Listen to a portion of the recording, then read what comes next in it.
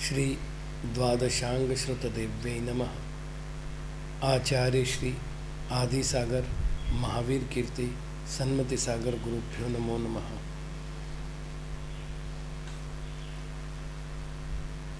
हम लोग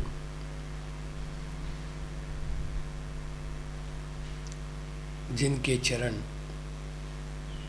समस्त श्रमण संघ के द्वारा वंदनीय हैं,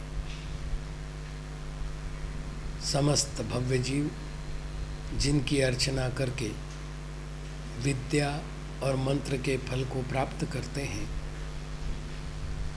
जिनका नामस्मरण करने मात्र से जन्म जन्मांतर के पापों का विनाश होता है, ऐसे आचार्य परमेष्ठी की भक्ति और वंदना कर रहे हैं। जो पद्य चल रहा था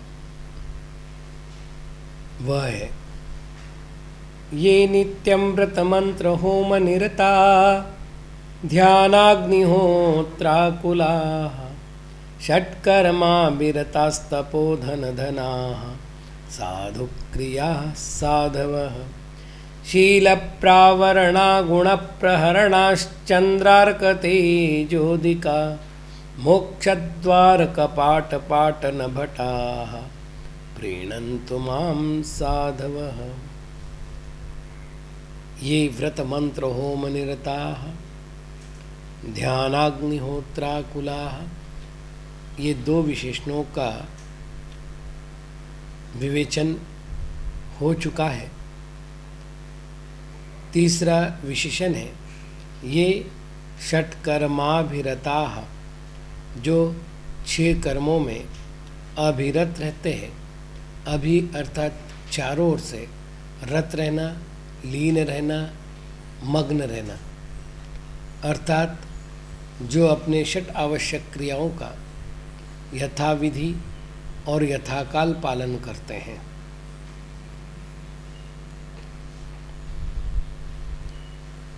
जैसा कि पूर्व में बताया जा चुका है,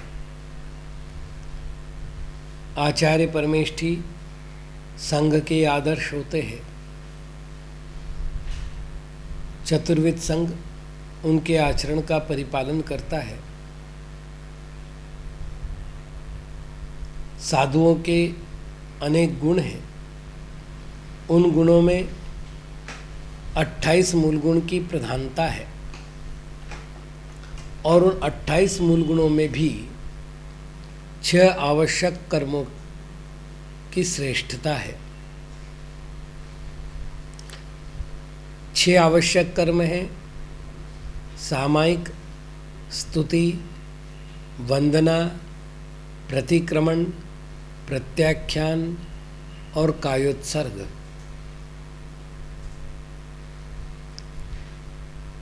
इन 6 आवश्यक कर्मों को परिपालन करने की 2 विधियां हैं।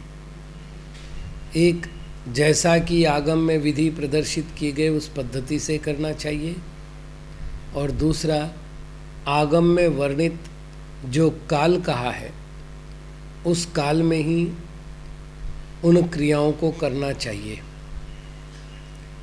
मूलाचार में आवश्यक को निश्चय क्रिया कहा है। परिणामों की एकाग्रता के लिए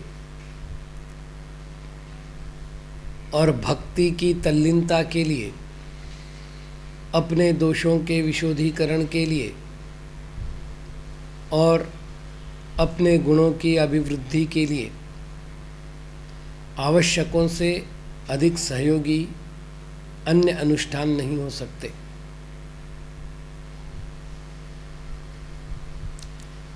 इनकी चर्चा घंटों तक की जा सकती है।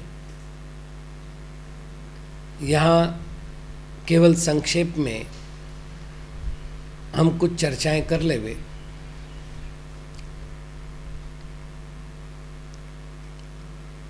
सबसे पहले आवश्यक है सामयिक। समय कहते आत्मा को। अय धातु का प्रयोग होता है जानने और जाने अर्थ में। तो जो भली भांति जानता है वह आत्मा समय है, और वह समय ही जिसका प्रयोजन है उसे सामायिक कहते हैं। सामायिक शब्द में समत्व भाव की साधना छिपी हुई है। जीवन में अनेक प्रकार की विषम परिस्थितियों का आविर्भाव तिरोभाव देखा जाता है। कभी जीवन मरण का प्रसंग आता है, तो कभी हानि लाभ का, कभी सुख दुख का प्रसंग आता है, तो कभी बंधु और शत्रुओं के कारण से रागादि भाव उत्पत्ति की संभावनाएं बन जाती है। कभी अर्घ्यावतारण, अहंकार की उत्पत्ति के निमित्त के रूप में सन्मुख आता है, तो कभी असि प्रहारण द्वेषोत्पत्ति का निमित्त बनकर सन्मुख आता है। इस प्रकार की विभिन्न विषम परिस्थितियों में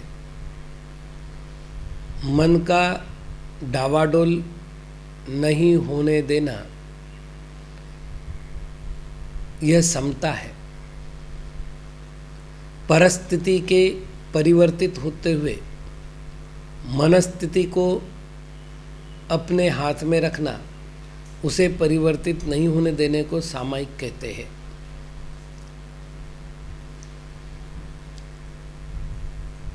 यह सामायिक अर्थात यह समत्व भाव साधुओं के प्राण है। अतः साधुओं को अपने पूर्ण साधना काल में समत्व की सिद्धि का प्रयत्न करना चाहिए। उस प्रयत्न की सिद्धि के लिए जो जो उपाय किए जाएंगे, वे सारे उपाय सामायिक शब्द में सन्निहित हो जाएंगे। ऐसा होते हुए भी त्रिसंध्याओं में विधिवत संकल्प करके जो आवश्यक पूर्ण किया जाता है, उसे सामायिक कहते हैं। इस आवश्यक में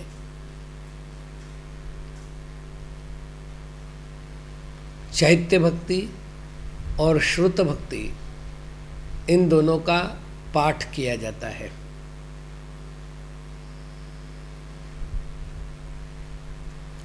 यह क्रिया सराग होते हुए भी वीतरागता की साधिका है। इस क्रिया को करने से मन एकाग्र होता है, जिससे विवेक स्फुरित होता है, और विवेक के कारण से क्रियाओं में शुद्धि आती है, पूरी दिनचर्या विशुद्ध बनती है। अतः निर्दोष रूप से इस आवश्यक को पूर्ण करना ही चाहिए।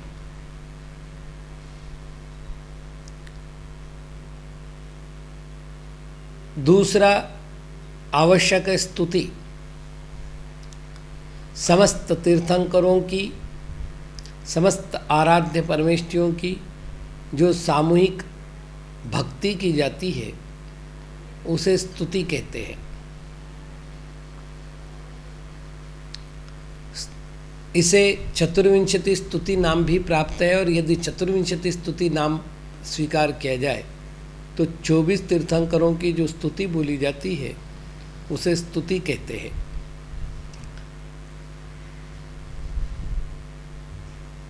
मूलाचार आदि ग्रंथों में जहाँ स्तुति आदि के विषय में 6 निक्षेपों का प्रयोग किया गया है: नाम, स्थापना, द्रव्य, क्षेत्र, काल और भाव। वहाँ भी यह स्पष्ट नहीं हुआ है कि स्तुति और वंदना का काल कौन सा होना चाहिए।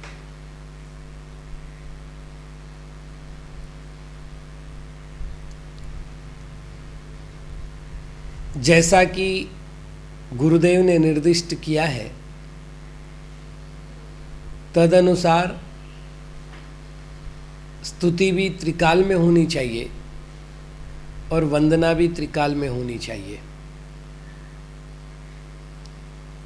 अब दूसरा प्रश्न ये है, वंदना और स्तुति में बहुत ज़्यादा अंतर नहीं है।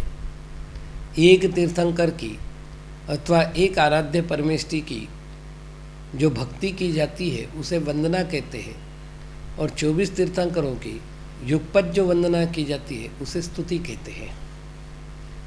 तो दोनों में बहुत ज़्यादा अंतर नहीं है, एकाश्रित और अनेकाश्रित इतना ही अंतर है। यहाँ तक कि मूलाचार के अनुसार इसके परिपालन की विधि में भी अंतर नहीं है। मूलाचार के अनुसार साधु अपने दोनों पैरों में 4 अंगुल का अंतर रख करके खड़ा हो,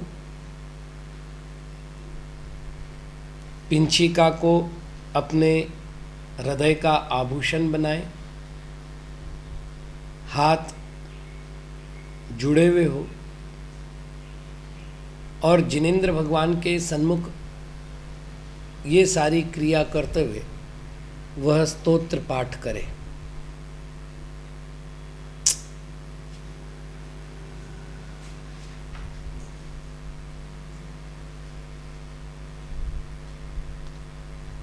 इसमें मुनियों के लिए खड्गासन अनिवार्य कहा गया है, चतुरंगुल समपाद अनिवार्य कहा गया है,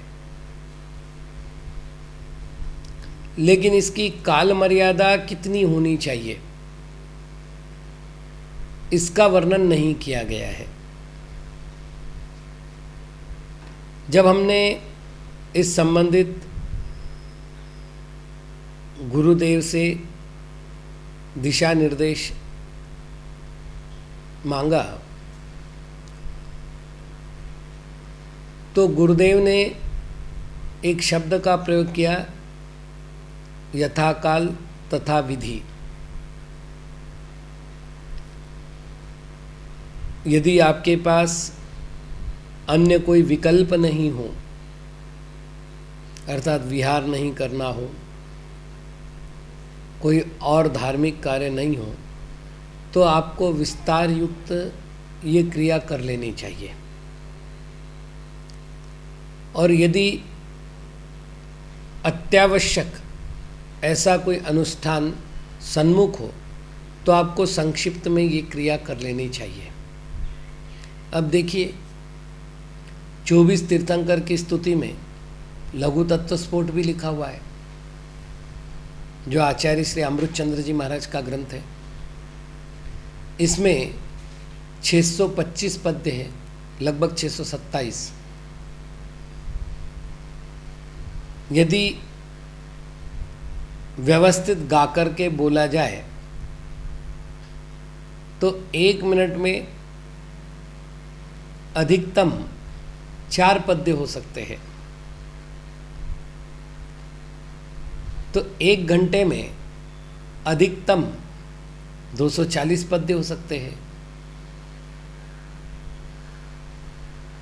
इसका अर्थ कि 2.25 घंटे के आसपास का समय स्तुति के लिए चाहिए, यदि उसे पढ़ते हैं तो। हम लोग स्वयंभू स्तोत्र का पाठ करते हैं, मुझे लगभग 24 मिनट के आसपास लग जाता है। यदि समय है तो 24 मिनट का पाठ कर लो, और यदि इतना समय नहीं है तो थोत्सामी हम जिनवरे तिथेरे केवली अनंत जिने नर पवर लोय महिये व्यूरे मले महपण्य, ये जो 24 तीर्थंकर स्तुति है, इसे बोलने में 2 से 2.5 मिनट लगता है। इससे काम कर लो। आवश्यक क्रिया निर्विकल्प रूप से पूर्ण होनी चाहिए, शांत चित्त से पूर्ण होनी चाहिए, ये इसकी नियमावली है। समय कितना लगना चाहिए ये आप अपने आवश्यक कार्यों पर देख लीजिए। प्रायः करके प्रातः काल और सायंकाल में साधुओं के पास क्रियाओं की बहुलता होती है।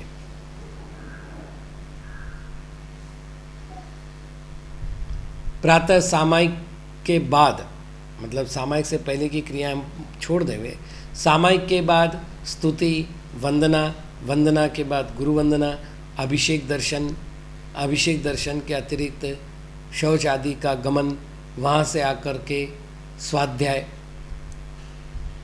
तो एकदम इस प्रकार की दिनचर्या होती कि उसमें बहुत समय निकालना असंभव सा हो जाता है।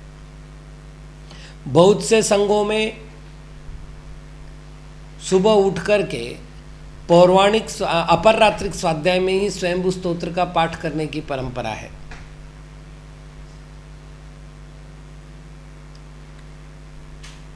बहुत से संघों में, खासतौर से जैसे मेरे गुरु महाराज के पास एक परंपरा थी कि प्रातःकालीन, मतलब अपर रात्रिक देव वंदना के उपरांत, मतलब पौराणिक देव वंदना के उपरांत जब प्रतिक्रमण होता था, रात्रिक प्रतिक्रमण से पूर्व स्तोत्र पाठ वगैरह होते थे।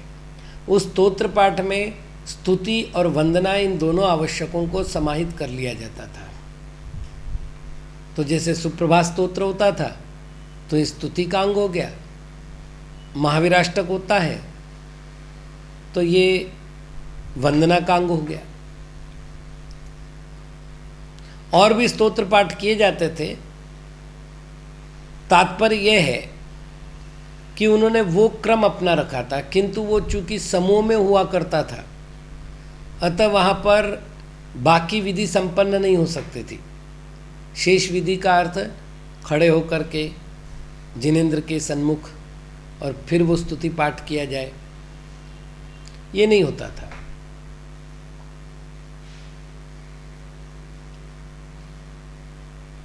हम लोग ऐसा ना करके वैयक्तिक रूप से जिनेंद्र भगवान के सन्मुख खड़े होकर के इन क्रियाओं को संपन्न करते हैं।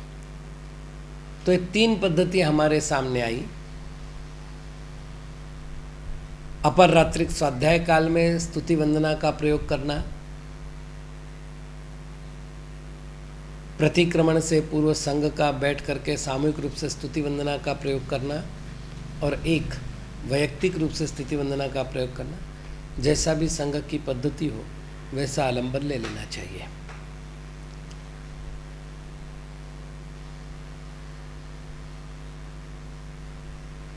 यही बात मैं कह रहा था सायंकाल के प्रकरण में।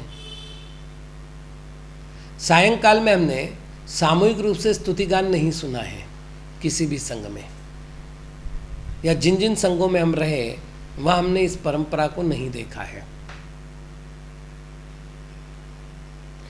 लेकिन हाँ, हमने पूज्य गुरुजनों के चरणों में रहते हुए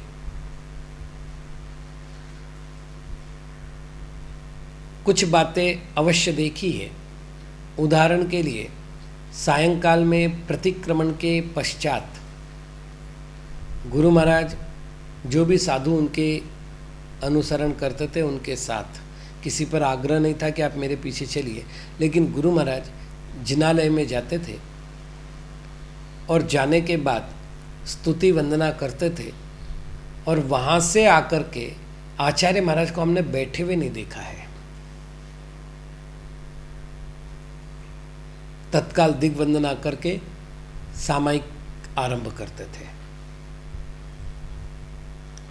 ऐसे बहुत बार कार्य आए हैं।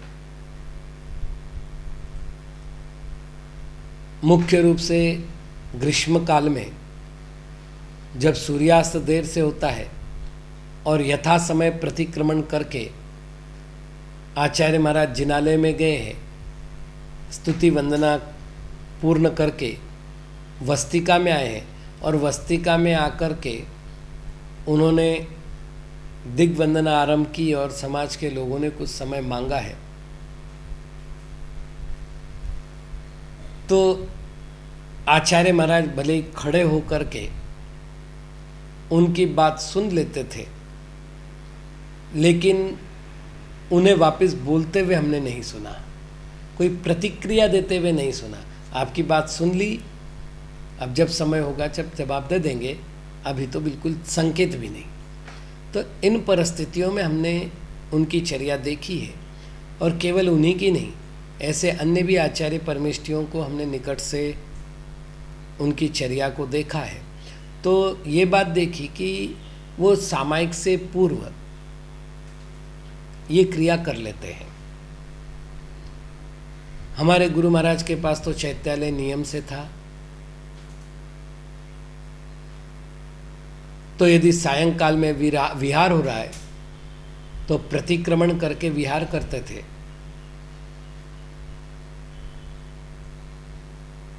गर्मी के दिनों में, और सर्दी के दिनों में स्थान पर पहुंचकर प्रतिक्रमण करते थे।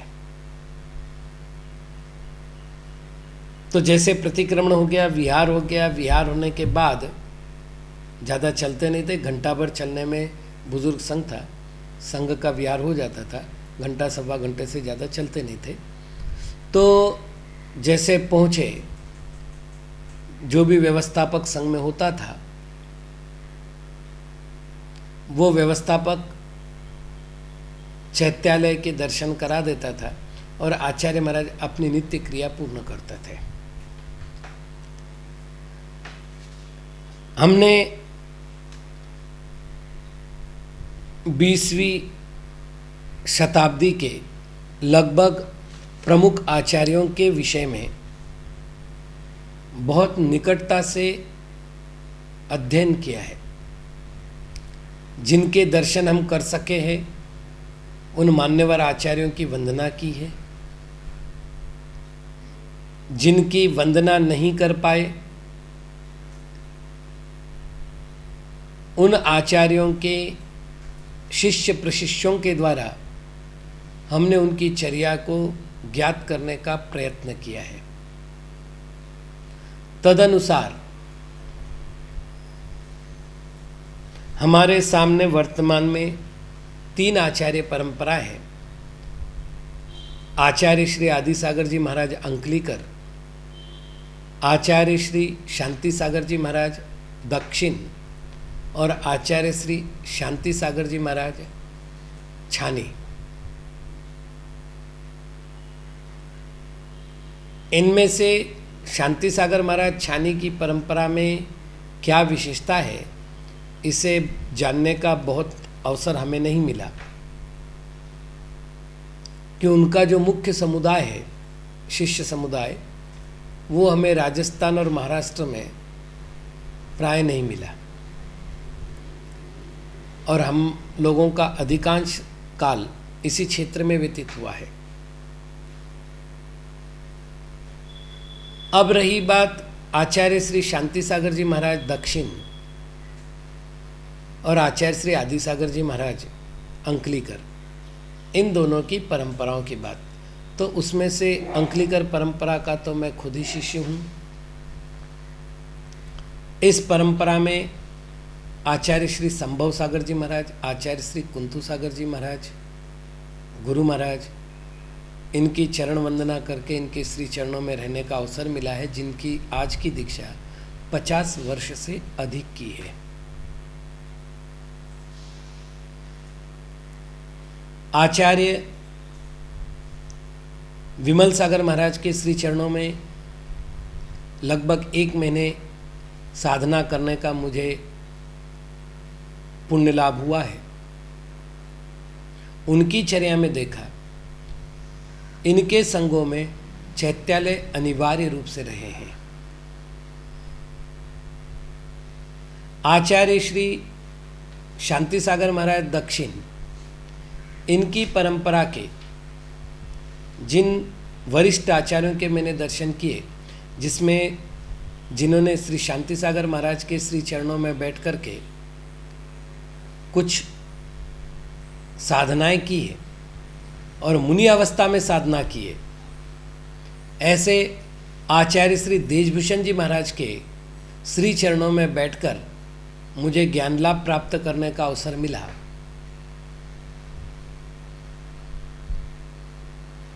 जिन्होंने अपने जीवन काल में लगभग 60 वर्षों तक संयम की साधना की है, ऐसे आचार्य श्री विद्यानंद जी महाराज के श्री चरणों में तत्व ज्ञान प्राप्त करने का अवसर मिला।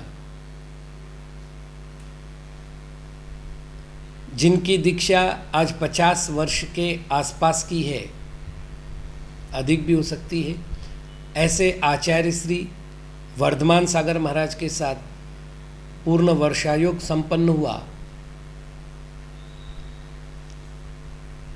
इस प्रकार दीर्घकाल दीक्षित, मैं अल्पकाल दीक्षित की बात नहीं कर रहा हूँ, दीर्घकाल दीक्षित और विशाल संघ के अधिनायक अथवा विशाल अनुभव के अधिनायक आचार्यों के श्री चरणों में मैंने एक अनुभव किया कि इन संघों में नियम से चैत्यालय था। आचार्य विद्यानंद जी महाराज के पास जब हम वंदना करने के लिए गए, सायंकाल के समय में हम लोग जुलवानिया में एक गेस्ट हाउस में रुके हुए थे। अब वहाँ ना तो कोई जैन श्रावक रहते हैं और ना कोई और व्यवस्था, तो गेस्ट हाउस में ही व्यवस्था थी। तो आचार्य महाराज ने सायंकाल के प्रतिक्रमण के उपरांत हमसे कहा, जिनेंद्र भगवान के दर्शन कर लो और सामायिक करो। तो मैंने उनकी ओर देखा, क्योंकि मेरे पास तो चैत्यालय था, तो मैंने सोचा अपने चैत्यालय में जाके वंदना करेंगे, अपने कमरे में जो विराजमान है। आचार्य महाराज ने श्रावक से इशारा किया, जैसे ही संकेत प्राप्त किया, श्रावक ने व्यवस्था करवा दी। स्फटिक की लघुकाय प्रतिमा उनके पास थी, जिसकी वंदना करके उन्होंने बाकी आवश्यक क्रियाएं आरंभ की। वर्तमान में ऐसे भी आचार्य परमेष्ठी हैं जिनके पास विशाल संघ है और फिर भी चैत्यालय नहीं है। हम किसी परंपरा पर टिप्पण करने के लिए नहीं बैठे, हम तो केवल व्यवस्था बता रहे हैं। मैं सरागी हूं, जिनेंद्र चरणों का अनुरागी हूं।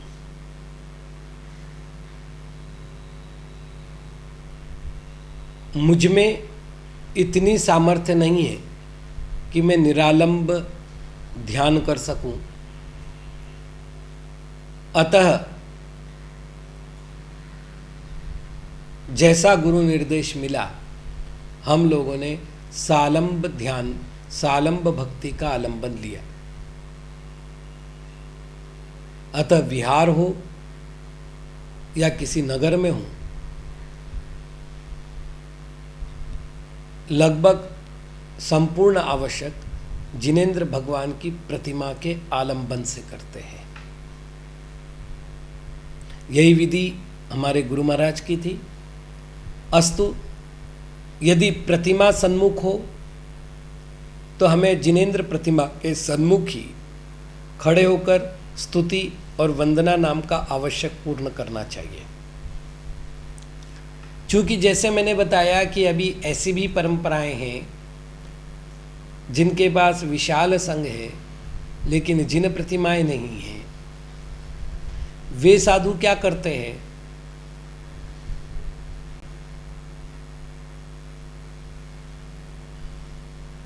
यही प्रश्न मैंने आचार्य श्री विशुद्ध सागर जी महाराज से पूछा था। यही प्रश्न मैंने आचार्य श्री विद्यासागर जी महाराज के शिष्य समाधि सागर जी से पूछा था, चिन्मय सागर जी से पूछा था।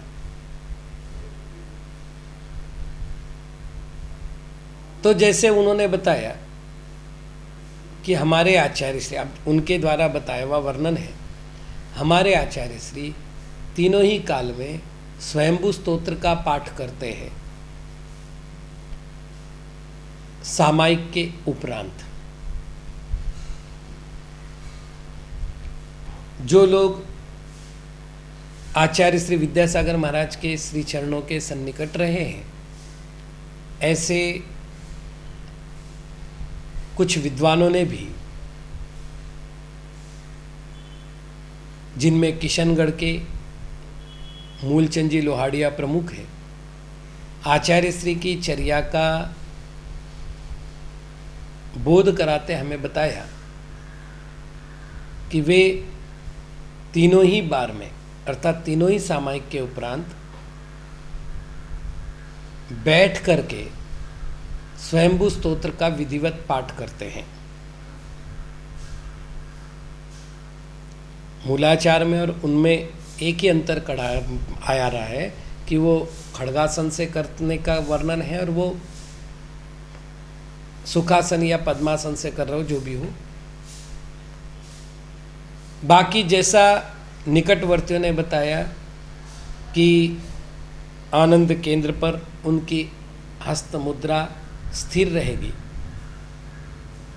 नासाग्र दृष्टि होगी, क्योंकि जिनेंद्र प्रभु के सामने न करके अपने वस्तिका में ही कर रहे हैं, नासाग्र दृष्टि होगी या मुख मतलब आंखें किंचित निमीलित होगी, और उस अवस्था में वो अपनी क्रिया संपन्न करते हैं। इसी विधि को जब हमने आचार्य विशुद्ध सागर जी महाराज से जानना चाहा तो उन्होंने भी यही कहा कि ये दोनों आवश्यक पूर्ण करने के लिए हम जिनेंद्र प्रतिमा का आलंबन भले ही सर्वत्र नहीं लेते हो, अर्थात जहाँ जिनालय है वहाँ पर आलंबन ले लिया हो, और नहीं है जैसे विहार आदि में तो नहीं लिया हो, लेकिन इन आवश्यकों की पूर्ति कर लेते हैं। तात्पर्य यह है कि सामायिक के बाद स्तुति और वंदना का काल होना चाहिए, ऐसा मुझे गुरुओं के द्वारा मिला हुआ निर्देश है। गुरु के द्वारा नहीं कह रहा हूँ, गुरुओं के द्वारा कह रहा हूँ। आचार्य श्री वर्धमान सागर महाराज ने जैसा निर्देश किया था, उन्होंने कहा कि मैं एक बार तो स्वयंभू स्तोत्र का पाठ करता हूँ प्रातःकालीन स्तुति और वंदना के प्रकरण में, और शेष 2 कालों में मैं इच्छानुसार समयानुसार अन्य स्तोत्र का पाठ करता हूँ अथवा अन्य भक्ति करता हूँ। तो ये भी एक व्यवस्था है। अस्तु, तो दूसरा आवश्यक हो गया स्तुति, तीसरा आवश्यक हो गया वंदना, चौथा आवश्यक है प्रतिक्रमण। क्रम धातु है, प्रति उपसर्ग है। क्रम धातु का अर्थ होता है गमन करना, प्रतिक्रमण का अर्थ होता है लौटना। दोषों की ओर जो हमारा अनुगमन हुआ था, उन दोषों की ओर से पुनः स्वभाव की ओर आना, पुनः व्रतों की ओर आने का नाम प्रतिक्रमण है। प्रतिक्रमण आवश्यक के अनुसार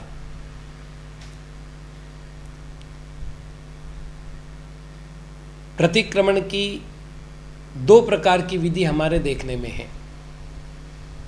एक संघीय विधि और दूसरी आगमिक विधि।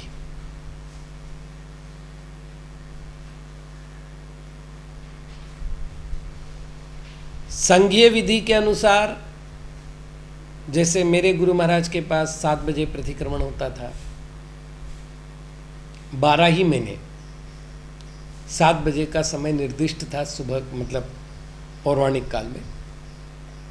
रात्रि प्रतिक्रमण के लिए स्तोत्र पाठ होकर के उसके बाद प्रतिक्रमण प्रारंभ होता था। तो लगभग 7:30 बजे के आसपास प्रतिक्रमण का आरंभ होता था। 7:20 7:25 हो जाते थे प्रतिक्रमण आरंभ होने में। कुछ संघों में समय भेद है, लेकिन समूह में किया जाता है।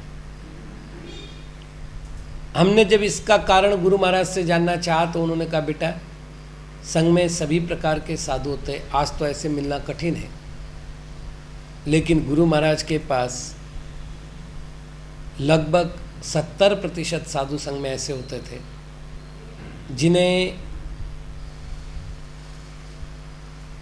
या तो ठीक से पढ़ना नहीं आता था,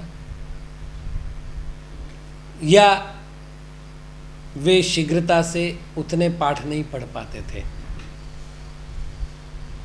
अथवा एक समस्या और भी थी कि उतनी देर बैठ नहीं पाते थे। तो आचार्य महाराज ने कहा, संघ की व्यवस्था के लिए एक आचार्य होने के नाते हमने तो व्यवस्था बनाई कि भाई सब साथ में बैठो, हम आपको प्रतिक्रमण सुना देते हैं।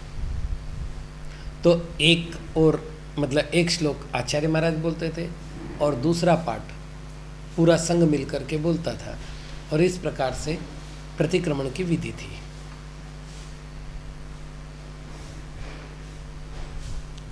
आगमिक विधि जो है वो ये है कि साधुगण सबसे पहले अपर रात्रिक स्वाध्याय करें और अपर रात्रिक स्वाध्याय के बाद प्रतिक्रमण करें।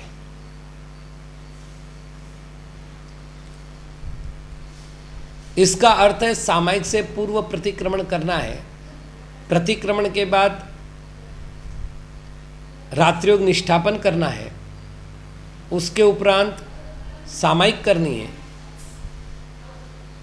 और उसके उपरांत उन्हें अपने स्थान को परिवर्तित करना है।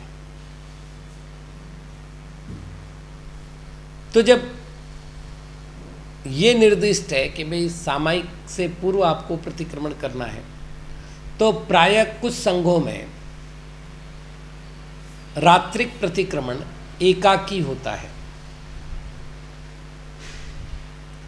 अर्थात प्रत्येक साधु स्वतंत्र रूप से अपना अपना आवश्यक पूर्ण करता है। आचार्य श्री अभिनंदन सागर महाराज के श्री चरणों में मुझे कुछ समय व्यतीत करने का पुण्य लाभ मिला। वहाँ मध्यम मार्ग अपनाया गया था। वहाँ व्यवस्था थी कि आप अपर रात्रिक स्वाध्याय कर लीजिएगा, और फिर संघ 2 समूह में बंटता था। एक पुरुष साधुगण जिसमें क्षुल्लक, ऐलक और मुनिगण, और स्त्री साधुगण जिसमें क्षुल्लिका, आरिका आदि। तो जो पुरुष वर्ग थे अर्थात पुरुष साधु थे, पुरुष साधक थे, वे आचार्य श्री के चरणों में बैठ कर के प्रतिक्रमण करते थे, लेकिन सामायिक से पूर्व। और जो माताजियाँ थी वो सब, गण्डी माताजी प्रज्ञामती जी उस संघ में थी, उनके चरणों में बैठ कर के प्रतिक्रमण करती थी। तो ये हमने एक नया मार्ग देखा था। आचार्य श्री विमल सागर जी महाराज के यहाँ हमने तीसरी ही परंपरा देखी थी, और वो ये थी कि सबसे पहले साधु संघ एकत्र होता था, लगभग 4 बजे से आसपास ही समझ लीजिएगा। सबसे पहले अभिषेक देखेंगे, अभिषेक के उपरांत सारे आवश्यक अर्थात स्वाध्याय तक एक स्थान पर बैठकर करेंगे, उसके बाद संघ अलग अलग होगा।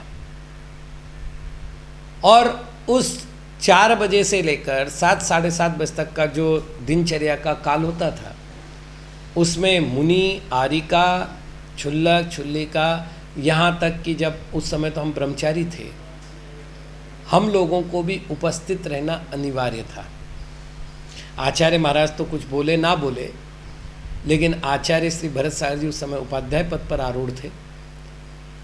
वे जरूर संकेत कर देते थे कि अनुशासन बनाए रखिए। इसका अर्थ 3 विधियां हो गई। गुरुओं में भी 3 विधियां हुई। एक, सामायिक के बाद, सूर्योदय के बाद सब एकत्र होकर के प्रतिक्रमण करें। दूसरा, सूर्योदय से पहले ही गुरु चरणों में एकत्रित होकर के पूर्ण क्रियाएं करें।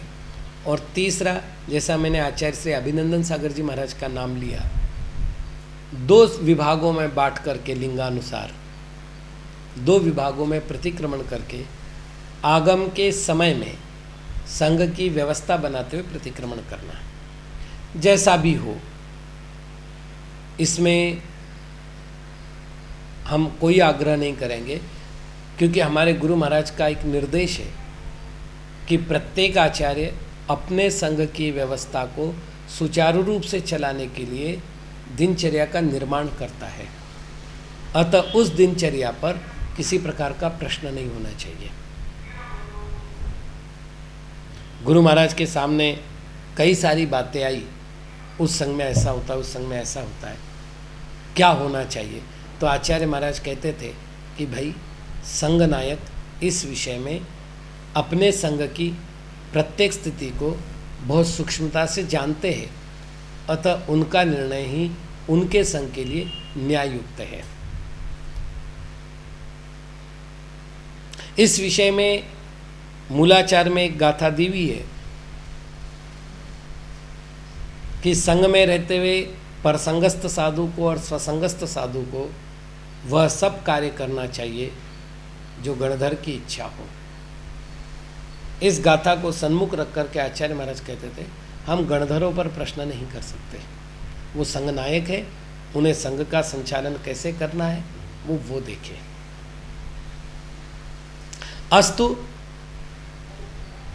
सुबह के प्रतिक्रमण की बात तो हो गई। सायंकाल के प्रतिक्रमण के समय में संबंध में एक विशेष बात यह है कि सायंकाल का प्रतिक्रमण कब होना चाहिए।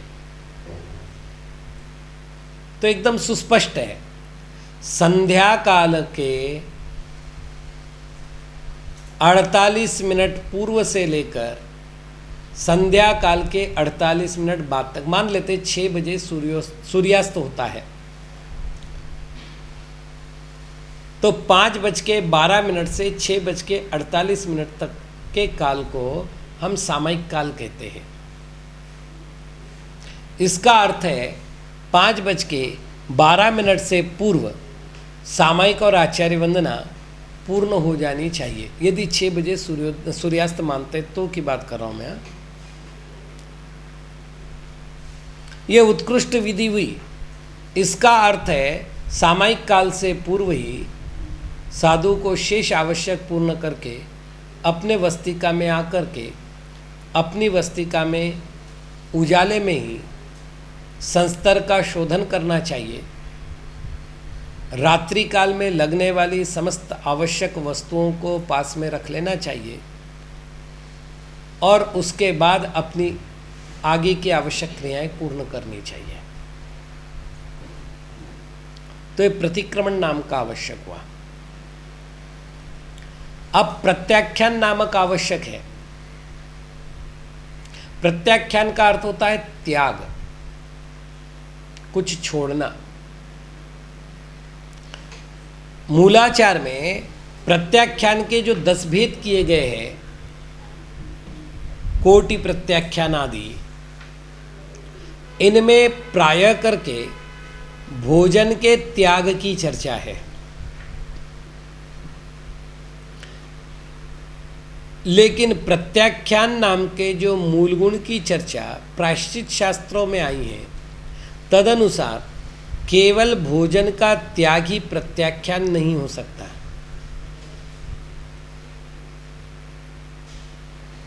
तो जैसे गुरु महाराज के द्वारा हमें मूल गुण परिपालन की व्यवस्था बताई गई है और जैसा हमने अध्ययन से जाना है, तदनुसार हम लोग भोजन प्रत्याख्यान के अतिरिक्त भी अन्य प्रत्याख्यान करते हैं, जैसे चटाई प्रत्याख्यान, निद्रा का विसर्जन कर दिया गया है। अब जब तक पुनः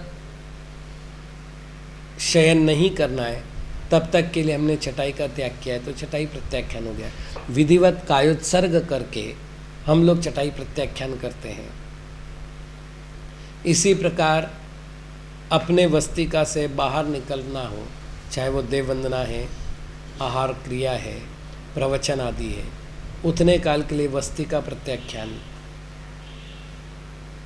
जब एक नगर से दूसरे नगर जाना है तो वस्तिका प्रत्याख्यान इत्यादि करते हुए नियम संलेखना लेकर के गमन करते हैं। आज भी कायोत्सर्ग करके जिनेंद्र भगवान के सन्मुख से विहार करते हैं।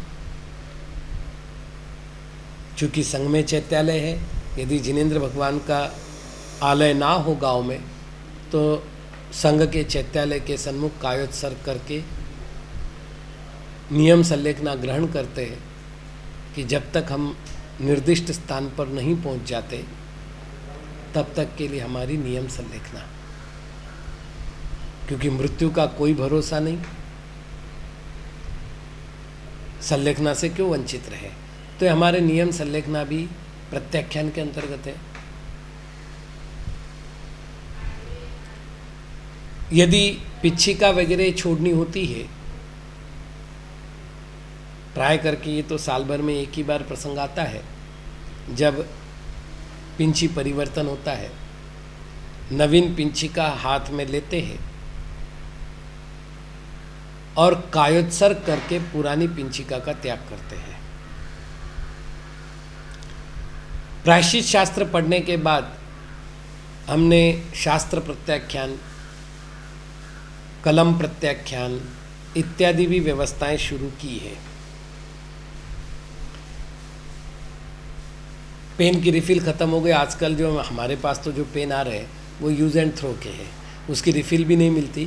पेन एक बार आपका बंद हो गया तो फेंकने के अलावा दूसरा उपाय नहीं होता।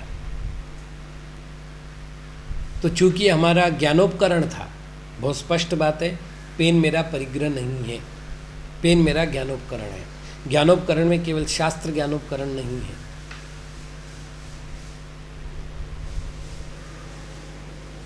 तो हम पेन छोड़ने से पहले कायोत्सर्ग करेंगे और उसका परित्याग करेंगे। तो ये विधि प्रत्याख्यान के संबंधित ही, जैसा कि प्रायश्चित शास्त्र में है, जैसा कि गुरु महाराज के द्वारा इनमें से कुछ विधियां निर्दिष्ट है। अंत में कायोत्सर्ग नाम का आवश्यक है। इस कायोत्सर्ग नाम के आवश्यक में 28 कायोत्सर्ग करने का प्रावधान है। प्रत्येक कायोत्सर्ग में भूमि स्पर्श है, आवर्त है, शिरोन्नति है, दंडक पाठ है, चतुर्विंशति स्तुति पाठ है और विविध अवसरों पर विविध भक्तियों का पाठ है। अर्थात 28 कायोत्सर्ग तो एक नाम है, लेकिन एक कायोत्सर्ग में अनेक सी विधियां हैं। उसमें आसन है, प्राणायाम है, मुद्राबंध है, ये सारी विधि को मिलकर के कायोत्सर्ग बनता है। अभी एक मुनिराज ने हमसे निवेदन किया था कि महाराज आप 28 कायोत्सर्ग को करते हुए, मतलब कृति के रूप में हमें वीडियो उपलब्ध कराए। तो हम वो प्रयत्न कर रहे हैं कि 28 कायोत्सर्ग का एक स्वतंत्र वीडियो बने। अब ये पक्का है कि कुछ कायोत्सर्ग ऐसे होते हैं कि जिसके समय वीडियोग्राफी नहीं हो सकती, तो हम ये प्रयत्न करेंगे कि एक ही जगह बैठ कर के 28 कायोत्सर्ग को विधि पूर्वक करते हुए वीडियोग्राफी करा देवे और साधु लोग निर्दिष्ट समयानुसार उसका प्रयोग करें। अस्तु, यहाँ तात्पर्य यह है कि कायोत्सर्ग में हमने कुछ क्रियाओं को बांट रखा है। 28 जो कायोत्सर्ग है वो क्रिया के रूप में बटे हुए। जैसे पहली क्रिया है स्वाध्याय क्रिया, दूसरी क्रिया है प्रतिक्रमण क्रिया, तीसरी क्रिया है सामायिक क्रिया और चौथी क्रिया है योग क्रिया। पहली क्रिया थी स्वाध्याय क्रिया। तो स्वाध्याय का आरंभ करते हैं, उसमें श्रुत भक्ति बोली जाती है, आचार्य भक्ति का पाठ किया जाता है। और जब स्वाध्याय का निष्ठापन होता है तब श्रुत भक्ति का पाठ किया जाता है। तो एक स्वाध्याय में 3 कायोत्सर्ग होते हैं। साधुओं के लिए आवश्यक स्वाध्याय काल की संख्या 4 है। अपर रात्रिक स्वाध्याय जो सूर्योदय से पूर्व किया जाता है, पौराणिक स्वाध्याय जो सूर्योदय के बाद किया जाता है, अपराह्निक स्वाध्याय जो मध्याह्न के बाद किया जाता है, और पूर्व रात्रिक स्वाध्याय जो सूर्यास्त के बाद किया जाता है। एक स्वाध्याय में 2 श्रुत भक्ति और 1 आचार्य भक्ति, इस प्रकार 3 भक्तियां होती है। तो 4 स्वाध्याय में 12 कायोत्सर्ग हो गए। तो सामायिक के स्वाध्याय के 12 कायोत्सर्ग है। प्रतिक्रमण के सिद्ध भक्ति, प्रतिक्रमण भक्ति, निष्ठित करणवीर भक्ति और चतुर्विंश तीर्थंकर भक्ति संबंधित कायोत्सर्ग होते हैं। अर्थात एक प्रतिक्रमण के 4 कायोत्सर्ग होते हैं। अतः 2 प्रतिक्रमण के 8 कायोत्सर्ग हुए। तो स्वाध्याय के 12, प्रतिक्रमण के 8, ये 20 कायोत्सर्ग हुए। साधुगण 3 बार सामायिक करते हैं, जिसे देव वंदना भी कहते हैं। एक सामायिक में चैत्य भक्ति और पंचगुरु भक्ति विषयक 1-1 कायोत्सर्ग होता है। इसका अर्थ एक सामायिक के 2 कायोत्सर्ग हुए तो 3 सामायिक के 6 कायोत्सर्ग हुए, तो 20 और 6 26 हो गए। एक कायोत्सर्ग होता है रात्रियोग प्रतिष्ठापन का, जिसमें योगी भक्ति का पाठ किया जाता है, और एक होता है रात्रियोग निष्ठापन का। प्रतिष्ठापन किया जाता है सूर्यास्त से पूर्व, सामायिक को बैठने के पहले, और निष्ठापन किया जाता है सूर्योदय से पूर्व, सामायिक को स्थापित करने से पूर्व। तो कुल ये 28 कायोत्सर्ग हो गए। इन कायोत्सर्गों का विधिवत पालन करने का नाम कायोत्सर्ग नाम का मूल गुण है। अर्थात आवश्यक रूप में ये कायोत्सर्ग है। इस प्रकार ये जो 6 आवश्यकों की विधि, देखिए इसका विस्तार तो बहुत ज़्यादा है। वर्तमान परिस्थिति में ये आवश्यकों का किस प्रकार परिपालन किया जा रहा है और आगम में इसकी क्या विधि बताइए, इसका संक्षिप्त में हमने वर्णन किया है। ऐसे षट कर्माभिरताः, ऐसे 6 कर्मों में जो निरंतर लीन रहते हैं वे आचार्य परमेष्ठी हैं। तपोधन धना, चौथा विशेषण है कि आचार्य महाराज तपो धन के भी धन हैं, अर्थात तप रूपी धन के कारण से धनवान बने हुए हैं। जहाँ तक प्राचीन परंपरा हम देखते हैं, कुंद महाराज ने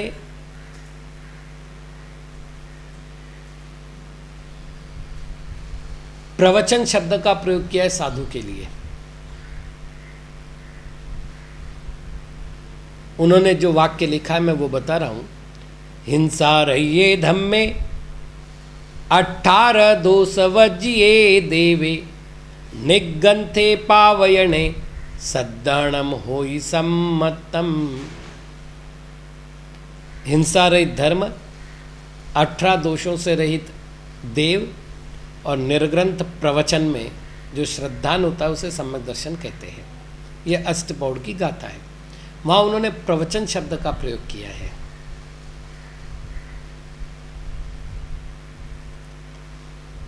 साधु के लिए 2 शब्दों के प्रयोग आचार्य समंतभद्र महाराज ने किए हैं। जहां उन्हें साधु शब्द कहना था वहां उन्होंने तपस्वी शब्द का प्रयोग किया है। जैसे विषयाशावशाती तो निरारंभो परिग्रह, ज्ञान ध्यान तपो रक्तस तपस्वी स प्रशस्यते। लेकिन जहां उन्हें गुरु शब्द का प्रयोग करना था वहां उन्होंने पाखंडी शब्द का प्रयोग किया है। इस विषय में एक जानकारी आपको दूं। पापम खंडयति इति पाखंडी, जो पापों का खंडन करता है, गालन करता है, विनाश करता है, उसे पाखंडी कहते हैं। पाखंडी शब्द गुरु के रूप में अभिरूढ़ शब्द था। काल बदला, काल के अनुसार अर्थ बदले, पाखंडी शब्द का अर्थ धूर्त किया जाने लगा। ठग, धूर्त, धोखा देने वाला। तब से जाकर के हमने अपने साहित्य में पाखंडी शब्द का प्रयोग प्राय बंद कर दिया। लेकिन जब आचार्य समंतभद्र महाराज को गुरु मूढ़ता का कहने का नंबर आया तो उन्होंने पाखंडी मोहनम ऐसे शब्द का प्रयोग किया है, गुरु मूढ़ता। अब कोई कहे यहां पर पाखंडी का अर्थ कुगुरु करो तो मैं उसे स्वीकार करने के लिए तैयार नहीं हूं। क्यों? क्योंकि पाखंडी का अर्थ कुगुरु करते हैं तो फिर पाखंडी मूढ़ता का अर्थ क्या करेंगे? क्योंकि मूढ़ता शब्द और लगाना है। फिर एक ही उपाय बचता है, सप्तमी तत्पुरुष समास करना पड़ेगा।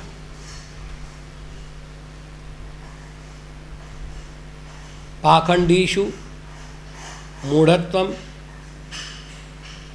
पाखंडी मूढ़ता।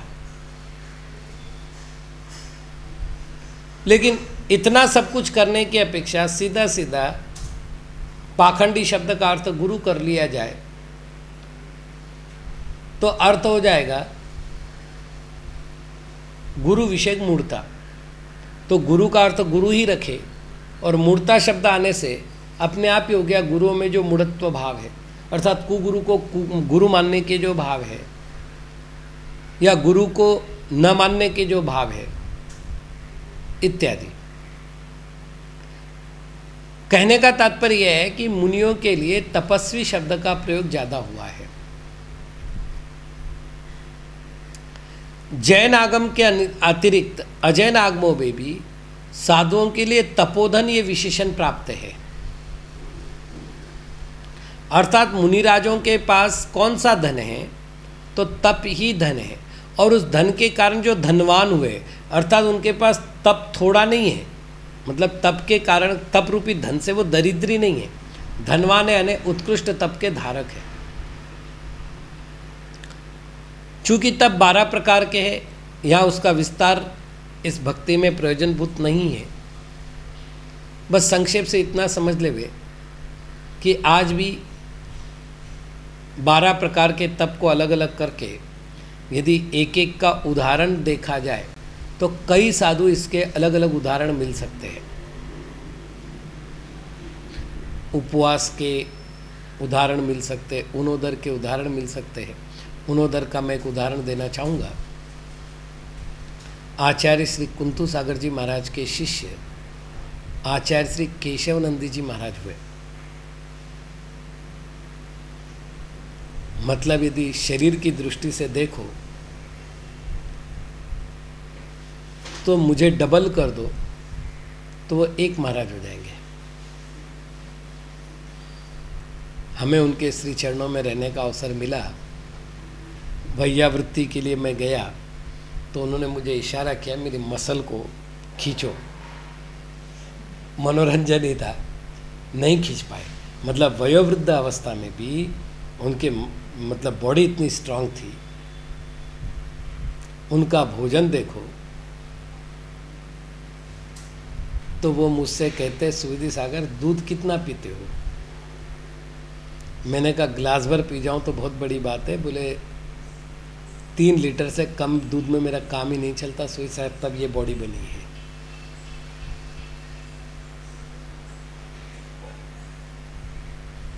अब मनोरंजन तो मनोरंजन होता है, लेकिन जब उनकी साधना देखी तो मन थक हो गया कि जहाँ उन्होंने नियम किया कि आज मैं केवल एक चावल का आहार करूँगा। अब चौके में गए, पूजन हो गई, थाली दिखाया। थाली दिखाने बाद उन्होंने पानी रखा और चावल रखा। अब कोई भी श्रावक कोई एक चावल तो रखेगा नहीं, कटोरी भर के ही चावल रखेगा। और जब मालूम पड़ा कि महाराज आज चावल के अलावा कुछ भी नहीं लेंगे क्योंकि बाकी चीज़ें निकाल दी, तो उन्होंने व्यवस्थित मात्रा में चावल रखा। अब महाराज ने मुख शुद्धि की दृष्टि से पानी पिया और चावल के लिए हाथ आगे किया। अब श्रावक, अब धड़ धप्पाट आदमी में जानबूझकर बॉडी का वर्णन क्यों किया कि ऐसा विशाल शरीर जिसका हो उस व्यक्ति को कोई इतने से चावल तो देगा नहीं। हाथ भी ऐसे बड़े बड़े थे। तो व्यवस्थित कटोरी भर चावल का शोधन करके श्रावक देने लगा। उन्होंने हाथ बंद कर दिया तो पास वाले ने कहा भाई इतने मत दे, थोड़ा कम कर।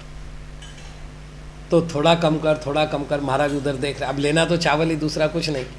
तो जैसे महाराज आगे हाथ करे वो थोड़ा सा और डालने की कोशिश करे, महाराज हाथ बंद करे। तो एक श्रावक ने कहा अब और कितना कम करे महाराज, ये लो। ये करके उसने क्या किया, कटोरी में चावल डाले, उछल करके एक चावल उनके हाथ में आया। उन्होंने वो एक चावल खाया और नीचे बैठ गए। अब श्रावक सोचे हमसे कोई गलती हो गई, वो क्षमा मांगे। तो महाराज ने कहा नहीं, आज मेरा नियम था केवल एक चावल का दाना खाने का। अब ये अवमोदर, ये तप है। तो ऐसे 12 भेद करके हम 12 प्रकार के साधु देखने लग जाएंगे तो आज अनेक उदाहरण हमें इस तरह के मिल जाएंगे।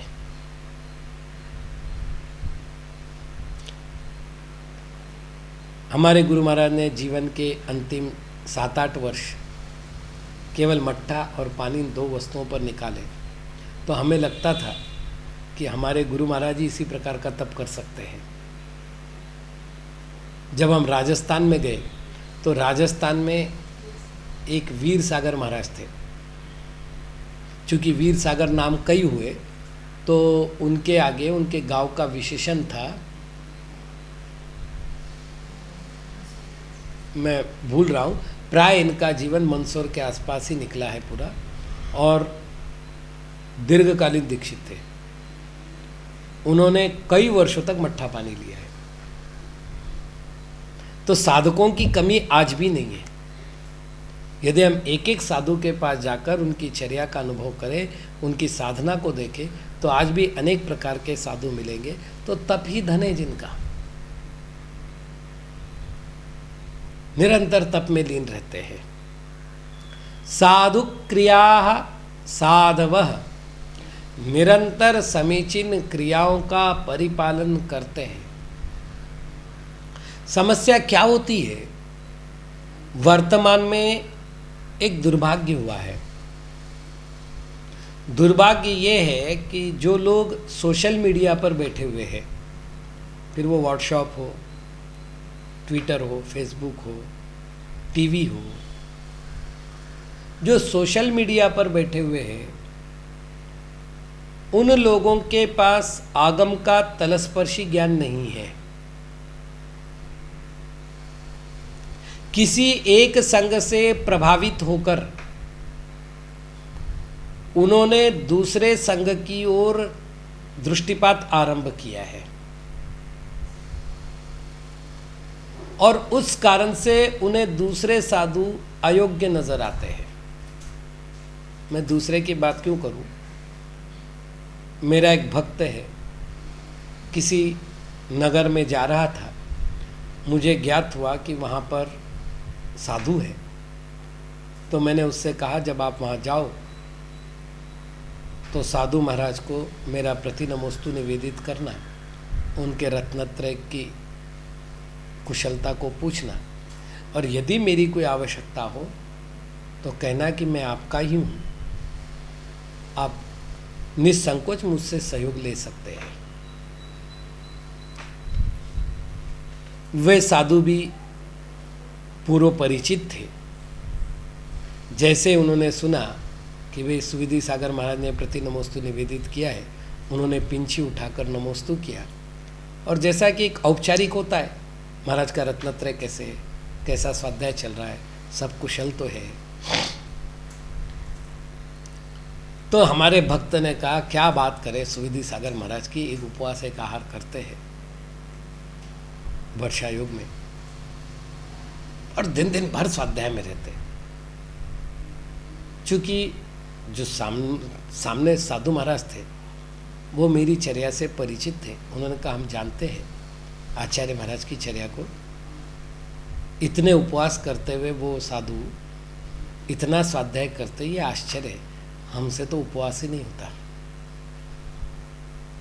बहुत सामान्य चर्चा ये, हमसे तो उपवास ही नहीं होता। तो बोले महाराज आप एक उपवास एक आहार नहीं करते? तो बोले नहीं करते। तो बोले महाराज साधु काय के लिए बने जब आपसे खाना नहीं छूटता? शरीर के प्रति इतना मोह रख करके मुनि बनते हो,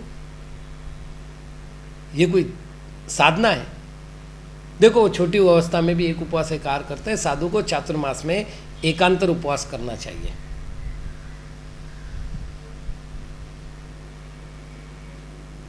अब चूंकि ये उसका आग्रह है, महाराज ने हंस करके इतना ही कहा कि भाई आप सुविधि सागर महाराज के पास जाओ तो नमोस्तु कहना, और उनसे कहना कि वर्षा युग में साधु को एकांतर उपवास करना चाहिए, इसका हमें आगम प्रमाण जरूर भेजना।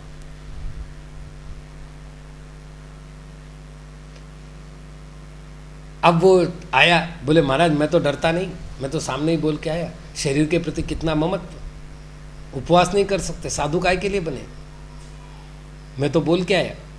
मैंने कहा तू क्या बोल के आया, ये बात की बात है भैया, महाराज ने क्या कहा ये तो बता। बोले महाराज ने कहा है कि सुविधि सागर महाराज को नमोस्तु कह के कहना कि वर्षा योग में एकांतर उपवास करना चाहिए, इसका शास्त्रीय प्रमाण हमको दे दो। मैंने कहा बेटा तुमने कितना बड़ा पाप किया मालूम है मुनि निंदा का? साधु के लिए अनिवार्य उपवास के रूप में मूलाचार में केवल केशलोच के उपवास लिखे, उवासेणैव कायव्वो। इसके अतिरिक्त स्वैच्छिक उपवास है, करे ना करे। मैं कर रहा हूं, ये मेरी अपनी सामर्थ्य है, वो भी मैं पूरे चातुर्मास नहीं कर रहा हूँ, केवल 2 महीने ही एकांतर कर रहा हूँ, बाकी 2 महीने तो अपनी इच्छा अनुसार जब चाहे आहार कर रहा हूँ, जब चाहे उपवास कर रहा हूँ। तो ये निर्णय कहाँ से किया? फिर मैंने महाराज को पत्र लिखा, महाराज क्षमा चाहता हूँ, उसने आपका अभिनय किया है, आगम का अभिनय किया है। खैर सरल स्वभावी साधु, उन्होंने पत्र में लिखा हमें आप पर विश्वास था, अतः आपके बारे में हमने कोई विचार ही नहीं किया, आप उस मामले में निश्चिंत रहे। तो ये स्थिति आज लगभग सर्वत्र हो रही है। एक साधु से हम प्रभावित हैं, उस साधु की क्रियाएं देखी, दूसरे साधु पर लांछन लगाना शुरू कर दिया कि उनकी क्रिया आगमोक्त नहीं है।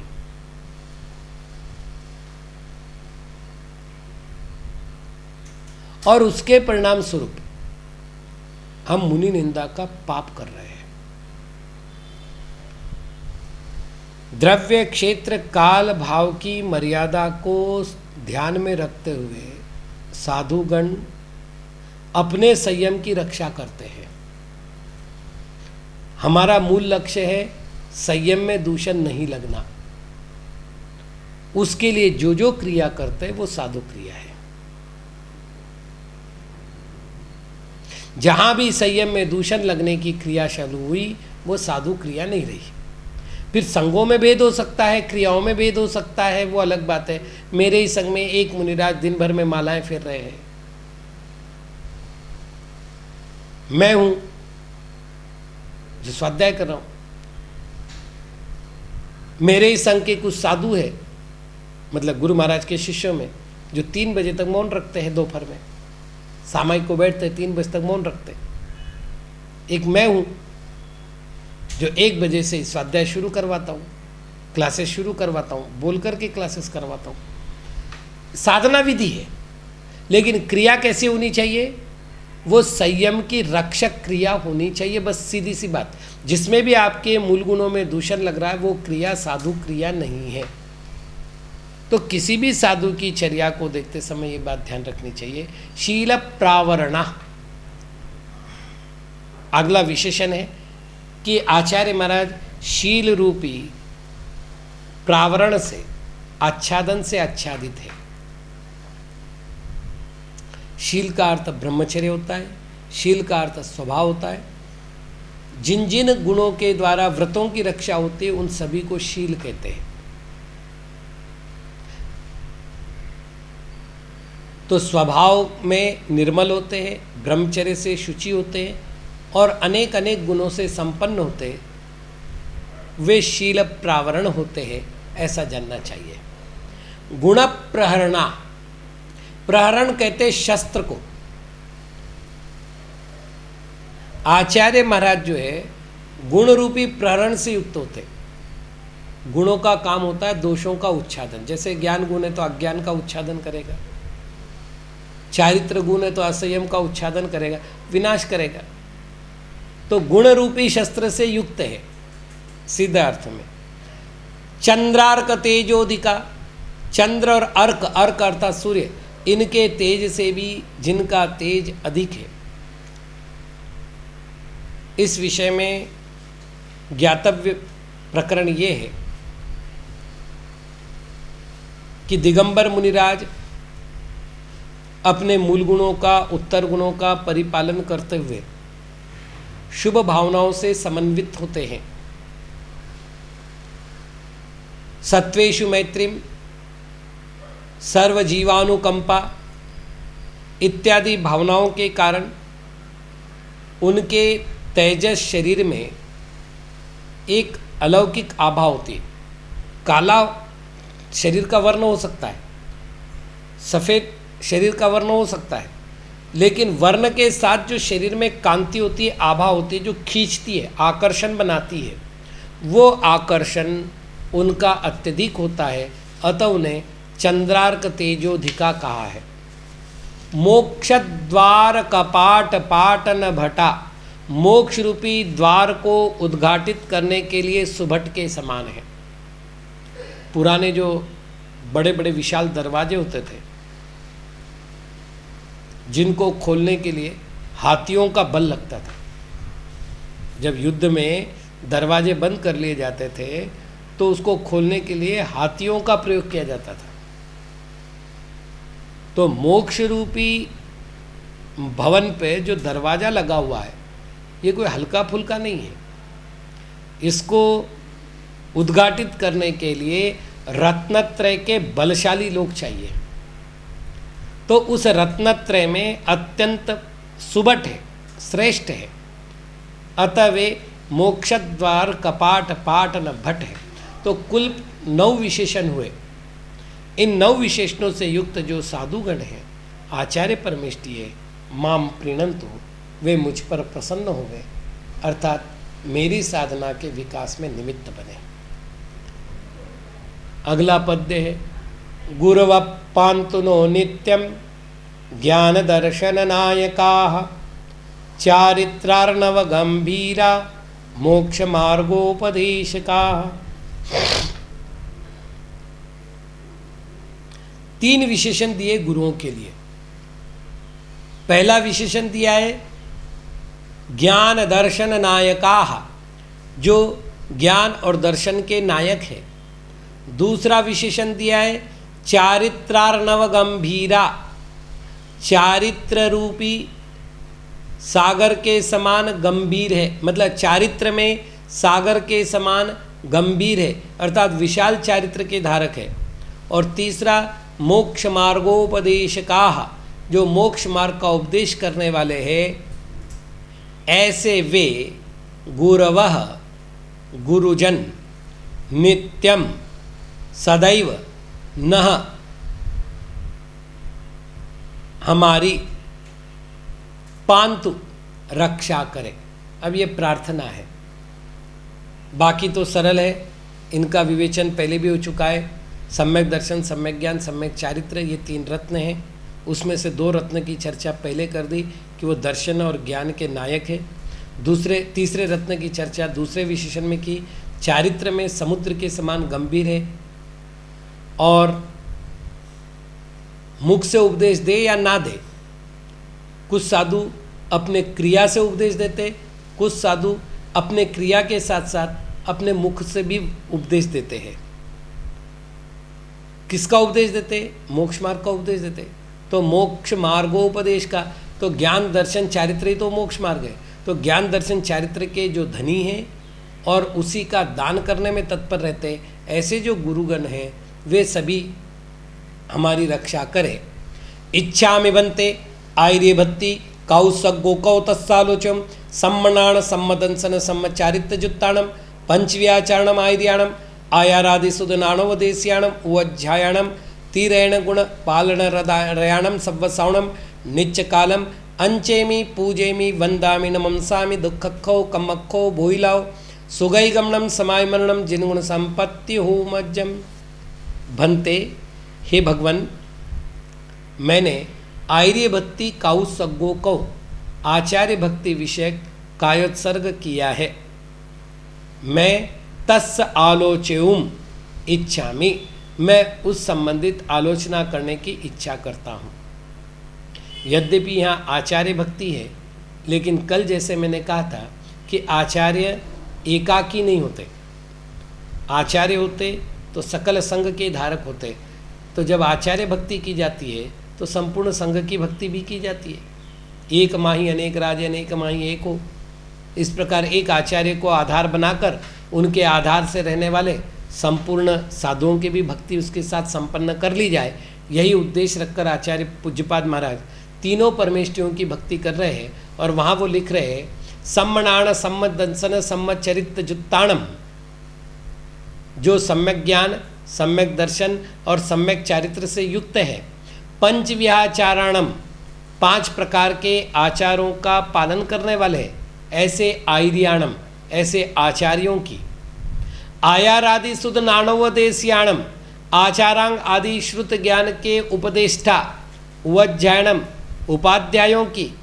और तीरेण गुण पालन रयाणम, तीरेण 3 रत्न, उनके पालन में रय, रय अर्थात रथ, उन रत्नत्रय के पालन करने में जो रथ है, ऐसे सव्व सावणम, संपूर्ण साधुओं की मैं नित्य कालम, नित्य ही अंचेमी अर्चना करता हूँ, पूजेमी पूजा करता हूँ, वंदामी वंदना करता हूँ, नमनसामी नमस्कार करता हूँ। मेरे दुखक को दुखों का क्षय हो, कमक हो कर्मों का क्षय हो, बोहिलाओ मुझे बोधि की प्राप्ति हो, सुगई गमनम मेरा सुगति में गमन हो, समाय मरणम मेरा समाधि मरण हो, और मज्जम मुझे जिन गुण संपत्ति हो, जिनेन्द्र गुणों की संपत्ति प्राप्त हो। तो यहाँ भी जैसे वंदना की है, रत्नत्रय के धारक, 5 प्रकार के आचारों के परिपालक, ऐसे आचार्यों की मैं अर्चना पूजा वंदना और नमस्कार करता हूँ। इसी प्रकार आचार आदि श्रुत ज्ञान का जो उपदेश देते हैं, ऐसे उपाध्याय परमेष्टि की मैं अर्चना पूजा वंदना और नमस्कार करता हूँ। और जो 3 रत्न अर्थात सम्यक दर्शन ज्ञान चारित्र रूपी 3 रत्न हैं, वही ये गुण जिनके उन गुणों का पालन करने में जो लीन है, ऐसे संपूर्ण साधुओं की मैं अर्चना पूजा वंदना और नमस्कार करता हूँ। ऐसा कहते हुए आचार्य महाराज ने इस भक्ति का उपसंहार किया है। आज इतना ही। ओम नमः।